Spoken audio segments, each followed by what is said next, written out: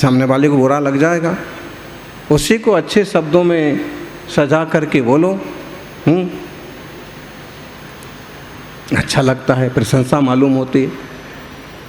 ये एक शब्द औषध करे, एक हृदय में घाव, शब्द संहारे बोलिए, शब्द के हाथ ना पाँव, एक शब्द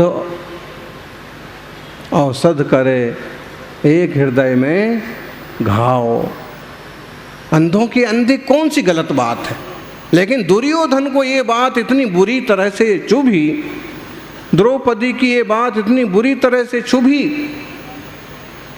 इंद्रप्रस्थ में वह ठगा गया, पानी नहीं था लेकिन पानी समझ लिया, जहाँ पानी था वहाँ भूमि समझ ली, गिर पड़ा।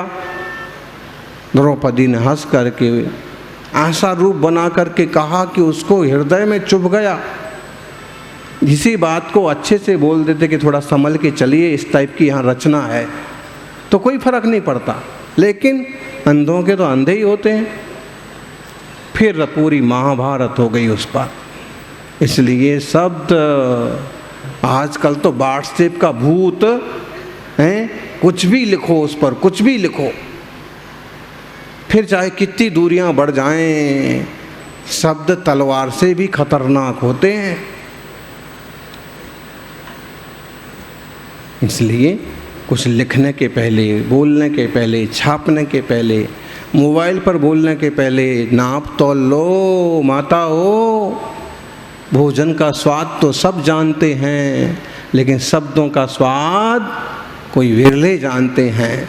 ध्यान दीजिए, भोजन में जैसे स्वाद होता है, लड्डू कैसा होता है, जलेबी कैसी होती है, रसगुल्ला कैसा होता है, मिर्च कैसी होती है, करेला, सब चीज़ का स्वाद होता है। ठीक है, शब्दों का स्वाद कौन जानता है? जो समझदार होता है। जो शब्द हमें बोलने में अच्छा नहीं लग रहा है, मुंह पर अच्छा नहीं लग रहा है, वो दूसरे को कैसे अच्छा लगेगा? जो चीज़ तुम्हें खुद पसंद नहीं आ रही है, वो दूसरे को भी मत परोसो। ये बात ध्यान रख लो, बहुत अच्छा हो जाएगा, किसी का भी बहुत मंगल हो जाएगा। जो शब्द हमें मुंह में खुद को नहीं जम रहे हैं, अच्छा नहीं लग रहा है, ये शब्द हमें कोई बोलेगा या हम बोल रहे हैं तो थोड़ा सोचना पड़ रहा है, ऐसे शब्दों का उपयोग मत करो। तो सत्य बोलना भी है, सत्य समझना भी है, और सत्य स्वरूप को जान करके निज ध्रुव चैतन्य सत्य स्वभाव में रमना और जमना भी है। सम्यक दर्शन के साथ साथ जो सत्य प्रवृत्ति है, इतना आसान नहीं है। क्षमा के लिए एक शब्द है, मृदुता के लिए, मार्दव के लिए एक शब्द है, आर्जव के लिए एक शब्द है, सुचिता के लिए एक शब्द है, लेकिन चारों के लिए एक एक व्रत है। लेकिन सत्य के लिए 4-5 तरफ से बांधा। सबसे पहले तो सत्य व्रत, सत्य अणुव्रत, सत्य महाव्रत, फिर भाषा समिति, फिर सत्य धर्म, फिर वचन गुप्ती। इसका मतलब है कि शब्द कितना इम्पोर्टेंट है, सत्य कितना इम्पोर्टेंट है। इतने बंधन लगाए गए हैं। वाणी एक अमोल है, जो कोई बोले जान, ये तराजू तौल कर तब मुख बाहर आन। ये दोहा किस किस को आता है? किसी को नहीं आता है। वाणी एक अमोल है। वाणी कैसी है? बहुत अमोल है। जो कोई बोले जान, जो बोल के जानता है, देखो वो सम्मान पाता है। आप लोग बढ़िया गीत गाते हो, लोग ताली बजाते हैं, लेकिन आप झगड़ा करो, गाली दो, कोई ताली बजाएगा? तुम्हारी पीठ ठोकेगा, तमाचे लगाएगा। वाणी एक अमोल है। जो कोई बोले जान, ये तराजू तोल कर, कैसे तोलो? हृदय के तराजू पर तोलो कि वचन कितना वजनदार है। वाणी इतनी जबरदस्त होती है, बातन हाथी पाइए बातन हाथी पाँव। बातें करना आता है तो लोग आपको हाथी पर बिठा लेंगे, बाबूजी अपनी गाड़ी में बिठा लेंगे, ये बच्चा तो बहुत बढ़िया गाता है, ठीक है। लेकिन अगर गाली गलौज करते हो तो ऊपर भी बैठे हो तो लोग धक्का दे के नीचे भगा देंगे। हट।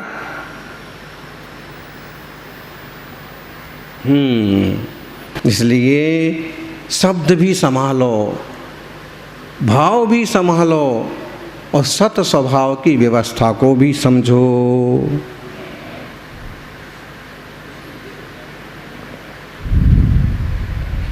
गोली से गाली बुरी जो दिल में लग जाए। गोली जो होती ना, कौन सी गोली? बंदूक की गोली। गोली से गाली बुरी जो दिल में लग जाए। गोली तो सहले मनुज गाली सही न जाए। गोली तो कोई कोई सहन भी कर ले, पाँव में लग जाए, मान लो हाथ में लग जाए तो गोली एक बार सहन भी हो जाएगी, लेकिन गाली तो कितनी। इसने कहा था, मेरे इस तरह की गाली दी थी, इसने मुझे उल्लू कहा था, इसने मुझे गाली नहीं देना चाहिए। गाली कौन कौन देता है? कुछ ऐसे भोंदू लोग होते हैं कि शुरुआत ही वो गाली से करते हैं। ये साला आदमी तो ऐसा है, ऐसे बात करते हैं। अरे अशुभ शब्द, गाली जैसे शब्द नहीं लाना। गाली बोलने वाले मतलब टुच्चे लोग, सभ्य शब्दों में बात करो। शब्द हैं, शब्द को मंत्र समझो। अमंत्रो अक्षरम नास्ति, ऐसा कोई अक्षर नहीं है जो मंत्र ना हो। ओम ह्रीम अर्हम नमः, ये सब क्या है? अक्षर ही तो है, मंत्र बन गया। अच्छा, इसी को कुछ और ढंग से बोलो तो गाली बन जाएगी। मंत्र हैं, बिल्कुल। एक दिन हमने आपको कहा था, स्पेलिंग शब्द जो है, स्पेल का मतलब होता है फेंकना, मतलब है वर्णों का, शब्दों का उच्चारण वो एक तरह से फेंकी हुई शक्ति का काम करते हैं। आप किस ढंग से बोलते हैं। शब्दों का वजन भी बहुत काम करता है। जैसे आप सम्मान से कहें काका जी, भाई साहब, तो एक अच्छा लगता है, लेकिन इसी बात को चिल्ला करके बुरे ढंग से कहें तो काका जी को बुरा लगेगा। अरे चिल्ला क्यों रहा, शांति से नहीं बोल सकता। तो कोई भी शब्द। और एक बात, पुरुषार्थ सिद्धोपाय जी का स्वाध्याय किया हो तो उसमें सत्य का झूठ का काफ़ी विस्तार किया, और वहाँ पर एक बहुत सुंदर श्लोक आया, अरतिकरम भीतिकरम बैर शोक कलह करम यद परम पितापकरम तत्सर्वम अप्रियम गेयम। अप्रिय भी झूठ ही है। कौन से नंबर का श्लोक है? 98। अरतिकरम, लोगों में घृणा पैदा करने वाले शब्द। भीतिकरम, डराने वाले शब्द। मैं तुझे देख लूँगा, पर्यूषण निकलने दो, उसके बाद मैं तुझे देख लूँगा। दूसरे को डराने वाले शब्द नहीं बोलना चाहिए। बैर शोक कलह करम, लोगों में बैर भाव पैदा हो जाए, शोक हो जाए, झूठ मूठ बोल दिया।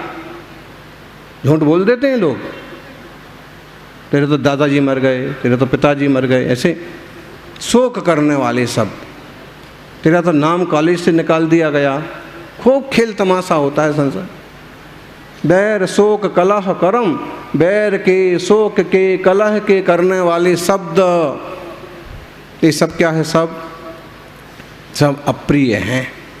ये भी झूठ की श्रेणी में आते हैं, ये भी नहीं बोलना।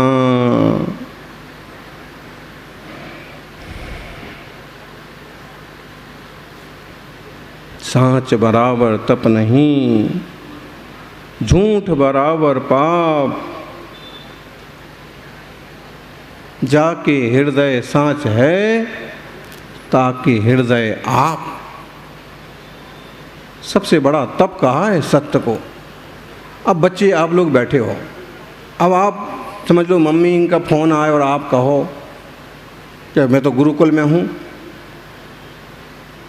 जबकि आप हैं अहमदाबाद में, तो क्या फ़र्क पड़ेगा जब मालूम पड़ेगा असलियत।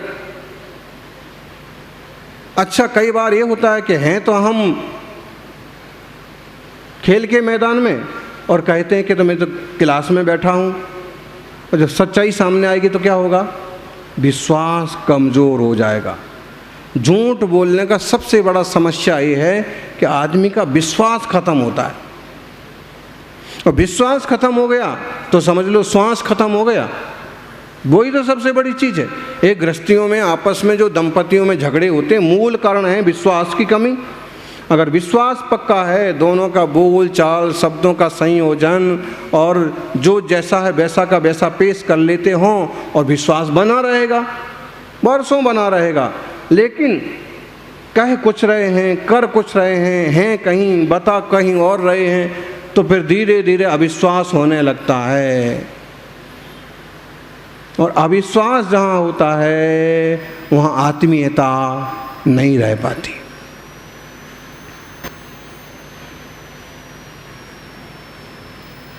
अभी भी देखो आप, सुबह 5 सवा 5 बजे अजप जोगम होता है, कितने सारे लोग आ जाते हैं फटाफट। विश्वास है उन्हें कि जो टाइम है उस टाइम पर कार्यक्रम प्रारंभ हो जाएगा। यहाँ समय पर लोग पहुँच जाते हैं, शाम को पहुँच जाते हैं। विश्वास हर चीज़ में होता है, रिश्तों में, टाइमिंग में, व्यापार में। नाम से चलती है किसी किसी कंपनी तो। केशु भाई, जगनेश भाई, नाम से चलता है किसी किसी का काम। क्यों? बरसों में उसका वो स्टैंडर्ड बन गया कि आम लोगों में साख बन गई बाजार में, ये इंसान तो बढ़िया है। अब वो इंसान के आदमी भी काम कर रहे हों तो भी काम चलता है। मतलब है कि साख बनाना है, विश्वास बनाना है तो भी सत्य चाहिए। झूठ से साख नहीं बन सकती। साख का मतलब साख भाजी नहीं, मार्केट वैल्यू। एक इंसान ऐसा हो सकता है कासलीवाल जी, एक इंसान ऐसा हो सकता है कि उसकी जेब में तो भले 1000 रुपये ना हो, लेकिन उसकी मार्केट वैल्यू करोड़ों में हो सकती। एक छोटी सी कहानी है। एक बड़े सेठ जी थे और गरीबी आ गई। गरीबी आ जाती, कोई देर लगती है क्या समय बदलते। कभी पुण्य ढीला पड़ जाए तो गरीबी आने में देर नहीं लगती है। यानी धन को संभालते हो जितना, उससे ज़्यादा धर्म को संभालो, क्योंकि धन लक्ष्मी जो है ना वो पुण्य की दासी है। सेठ जी गए बाजार में, पत्नी ने कहा कुछ भी करो, नया व्यापार करो, कुछ भी करो। उन्होंने कहा व्यापार कैसे करूं, पूंजी तो चाहिए। तो आपके वो अपने बड़े सेठ जी हैं कटारिया जी के पास जाओ। राजेश भाई पहुंच गए।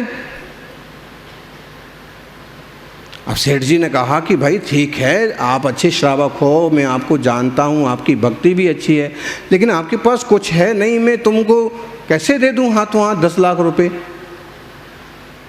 तो उन्होंने कहा देखिए सेठ जी, अगर मेरे पास रखने लायक कुछ होता तो मैं कहीं और रख के भी काम चला लेता, अभी कुछ नहीं है, आपको हेल्प करना है। उन्होंने कहा किस बेस पर कर दूं। उनकी मूंछ थी, उन्होंने एक बाल निकाल के दिया, ये बाल है मेरा, इस पर मुझे आप 10 लाख रुपए दो। वो भी धर्मात्मा सेठ थे, विश्वास किया, ठीक है मुनीम जी इनको 10 लाख रुपए। मुनीम जी कहने लगे कि ये बाल की कोई वैल्यू होती है क्या, सोना हो चांदी हो घर हो जायदाद हो, बड़े सेठ जी ने कहा कि देखिए आदमी इज्जतदार है, पुराना आदमी है, अब हो गया, गरीबी आ गई, हो गया, दिवाला निकल गया, ये 10 लाख रुपए दो। 10 लाख रुपए दिए और वो थे तो बिजनेसमैन, हाथों हाथ ने बिजनेस संभाला और थोड़े दिनों में तैयार हो गए। पड़ोसी ने देखा, पूछा, सारी बात मालूम पड़ी।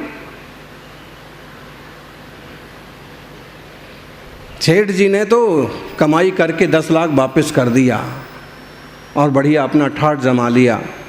पड़ोसी को मालूम पड़ा, वो भी पहुंचा बड़े सेठ जी के पास। बाबूजी ने कहा क्या रखोगे?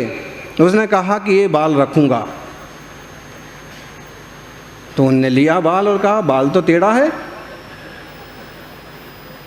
तो उसने कहा दूसरा रख देता हूँ।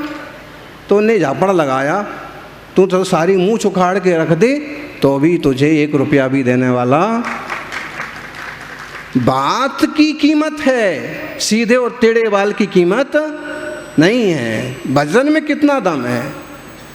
जो पूजा की लाइनें हैं वो तो सबने पढ़ी ही ली। कठिन वचन मत बोल, पर निंदारू झूठ तज, सांच जवाहर खोल, सतवादी जग में सुखी। उत्तम सत्य भरत पालीजे, पर विश्वासघात नहीं कीजे। विश्वासघात मत करो, सांचे झूठे मानुष देखे, आपन पूत स्वपास न पेखे। झूठे लोगों के बच्चे भी उनके साथ नहीं रहते। पेखे पेखो तिहायत पुरुष सांचे को दरब सब दीजिए। मुनिराज श्रावक की प्रतिष्ठा सांच गुण लख लीजिए। मुनि राजों की, श्रावकों की प्रतिष्ठा सांच गुण के बल पर तो है। ऊंचे सिंहासन बैठ बसु नृप, नरप का भूपति भया। बच झूठ से ती नरक पहुंचा। ऊंचे सिंहासन बैठ बसु नृप, धर्म का भूपति भया। बच झूठ से ती नरक पहुंचा, सुरग में नारद गया। कहानी बहुत फेमस है। बसु ने झूठ बोला तो नरक गया, नारद ने सत्य बोला तो स्वर्ग गया। ऐसी सम्यक प्रवृत्ति का मार्ग अपनाएं, यही मंगल भावना।